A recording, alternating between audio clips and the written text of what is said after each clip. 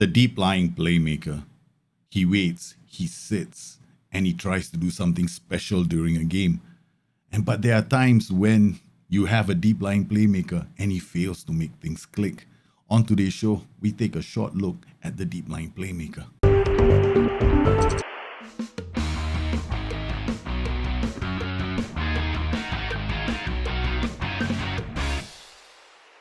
My name is Daljit. Welcome to the show. Now, if you've been following the channel, you know that we do stuff here on Football Manager. I also have another channel called Daljit's Moments where we've been doing live streams, as well as recently I've turned Mondays into a day where I do shorter streams focusing on specific roles and how they work together. We just did one on the deep line playmaker and the trequartista. If you want to pop in to see how they actually work in real time and I do a whole stream, please do so. I stream 3 times a week. And on Wednesdays, we try to take a look at your tactics as well. A deep line playmaker is a very interesting role, and it's so easy to get it wrong. I've done it numerous times on my own channel as well. And when I'm playing the game, sometimes I play the deep line playmaker and I start scratching my head going, why isn't he playing those important key passes? Which is something that you have to pay attention to. If you go to your playmakers and if you notice that their key passes is less than 1 a game, then you've got a serious problem, because your playmaker is supposed to be the one that switches play. He's the one that is going to be looking for players who are in dangerous positions to drop in assists, crosses, create the chances for the rest of their teammates. So it's very important to put him, surround him with the right roles and duties. Okay, so we get this inside forward to attack the space. Now we got these guys attacking the space because we got an overload happening here. We'll tell this guy just to be a ball basic wingback on support. Just come up the pitch.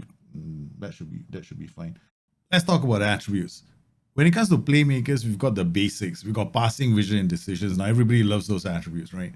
But there's one attribute I like, and it's not listed as one of the key or even secondary attributes for a playmaker, but this is an attribute that's very handy for players who are expected to unlock stubborn defenses. And wouldn't you want your playmaker to have that? It's called flair. Now, depending on your setup, if you have a screen in front of the playmaker or around the playmaker, then perhaps he doesn't need so much agility and balance.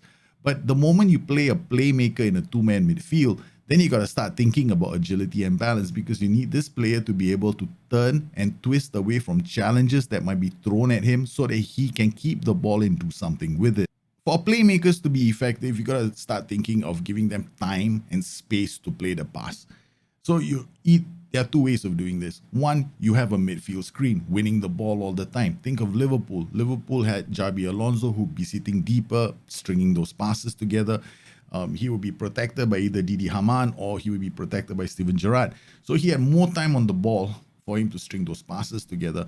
Now, this is ideal for teams that are playing with a mid-block, where they're trying to win the ball in midfield. So there's a fair bit of possession swinging either to the opposition or to the home side. So in this kind of a setup, you definitely need a screen. However, if you're the kind of team that likes to sit in the opponent's third all the way, you keeping possession by counter-pressing and keeping the ball, then perhaps the midfield screen isn't nearly as important. But what you do definitely have to have is the kind of players that can continually apply pressure on the opponent's third, winning the ball and not allowing them to play. So in systems that are camping very high up the pitch, then the screen is your players winning the ball back, putting pressure on the opponents, not giving them a chance to work the ball out of defense. So you've got your screen now. You set your screen up, but now your playmaker doesn't string those passes together, and you start cracking your head. I've done the screen, but he doesn't do anything. But this boils down to options, because a playmaker is only as good as the number of options that he has on the pitch. Sometimes I see tactics which have got inverted wingers on attack, advanced forward on attack, maybe even an inside forward on attack. They've got a deep line playmaker on defense. They've got a box-to-box midfielder beside him. And then people go like, I'm applying pressure to the opposition, but, the playmaker is not doing anything. In this particular case, the playmaker only really has one option. He can go sideways to his wingback, or he can hope that those attack duties eventually find themselves in some space. But if you're playing against a team that's camping, your playmaker doesn't have many options. So he doesn't have options to switch play. He doesn't have options to play the ball back. He doesn't have options to give it to somebody who can, run at the defense. So the playmaker's options are very limited. On our live stream, I showed you how I worked the Playmaker with the Trequartista, and we slowly changed the formation to start giving the Playmaker more and more options.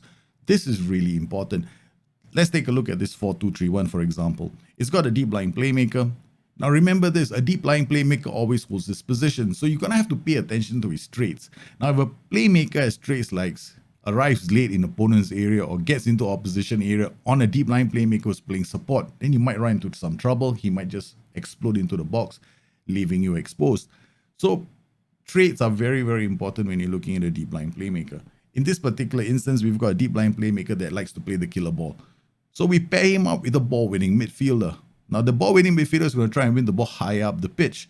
On the left, we also have a wingback, and we have an inverter winger on support with a wingback going around him.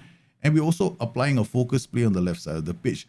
What we actually have created is a kind of an overload on the left side. Now the Playmaker now has more options. He can either play to the inverter winger if he needs to buy time for the killer pass across the pitch, or we can move the ball around the pitch waiting for our wingback to do the overlapping run, giving us more options as well. So here in such a situation, you have given the Playmaker options, and the Playmaker can actually dictate what happens in a game. There's also something called layering of tactics, where you give your tactic multiple options to play, so you don't have to do too much during a game. So here we have an option on the left-hand side against teams that might be sitting back and being defensive. Now, if I wanted to give myself a few more options, I could easily change the role in front to something that roams, and then have an inside forward attacking down the right flank. Now, in such a situation, I could play with two roles. If I play with a Trequartista and an inside forward, then I could easily drop this tactic to play it on a medium block so that we can draw teams in with our overload on the left side, do a diagonal attack when space opens up on the right. This gives us one option. Alternative options would be for us to push up higher up the pitch. Now with a Trequartista or a deep lying forward and support who drops deep and holds up the ball, we could play with a Trequartista in the middle or a shadow striker and an inside forward down the right lane, and we can actually have a camping system in the opponent's third. So you have multiple options in your tactics, but you have to be thinking about how you're going to give that deep lying Playmaker passing option. Is this the only way to make a deep line Playmaker work? Of course not. There's so many tactical shapes that you can use a deep line Playmaker, and the important thing to remember when it comes to a deep line Playmaker is that he holds his position. So pay attention to traits. You don't want him walking around with dictates tempo and short simple passes. Oh my god, that's the worst combination ever for DLP. And then if you're thinking about your tactical shapes, then think about the screen. Do you need a screen? Are you playing with a high block? Are you playing with a mid block? Where do you want to win the ball? That's where your Playmaker is going to be in the thick of it. So these are small little things that you want to pay attention to. And finally, of course, his attributes and the roles and duties that surround him. Because a Playmaker is only as good as the options, right? If he has no options, you don't have a Playmaker. You have somebody wishing that he was a Playmaker, but you haven't given him the chance to prove himself yet. And that actually happened in one of my games. So when you go into one of your matches, start taking a look at key passes for your Playmaker. If your Playmaker is generating like less than one key pass a game, obviously something is very wrong. So look at those key pass numbers and try and get them up. A good healthy number is usually around 2, right? 2 key passes, because players on the wings, they get more key passes. Wingbacks tend to generate 4 to 5 key passes a game for me. My inverter wingers generate about 4 to 5 key passes as well. So I've got very high averages for those roles, whereas I'm looking at a deep line Playmaker and giving him about 2 key passes a game. I generally don't like to make my deep line Playmaker so important to my system that he's easy to be, taken out of the equation. Well, I hope you enjoyed today's show. If you have any more questions, feel free to ask me. I want to thank you once again for your support, and don't forget to pop in on the streams on Daljit's Moments, Mondays, Wednesdays, and Fridays. If you have more questions like this, I will be more than happy to do a special stream just for a specific role. You guys take care, have a good one. I'll see you again soon. Bye-bye.